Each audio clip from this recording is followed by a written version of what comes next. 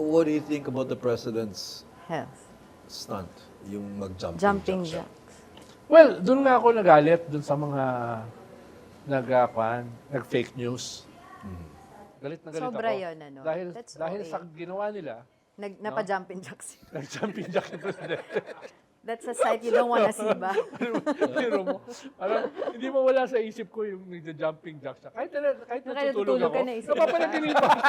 Kaya pala pagod na pagod siya, kakaisip. Wala bang ginawang ganun? Alam mo, Bigla kong natandaan si Ferdinand Marcos Sr. naghubad ng t-shirt para ipakita yung kanyang katawan.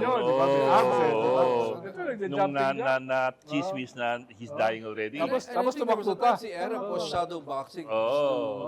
Habang nalalakad sa Malacanang. Pero yung sakit niya, ang tawag doon? Yung Diverticulitis. diverticulitis. Masakit yun pag tumatalong-talong kang gano'n, tumatakbo ka. Ibig sabihin, imagine mo yung sakit na nararamdaman niya. Pero sabi niya, cured Prove na a siya. point. Cured Hindi na na siya. cure yun. Oo, kasi impacted na yung intestine mo Hindi na eh. cure yun. Habang buhay yun eh. Pero naman kasi- Namimitigate mo, pero hindi na cure. With diet, right? With diet. Pero naman kasi sinasabi nila, may clone na daw siya. Medyo Diba yung posible. fake news? Posible. Naniniwala ka. Medyo malayo na. Ay, sa ano pa, Oxford. Eh, chismis 1971 pa lang Diba? eh. Clone na Namatay siya. sa training, tapos may Yes, pumalit. yes. This is a new Imagine mo bongbong yung na. 1,000 clones ni Harry Roque.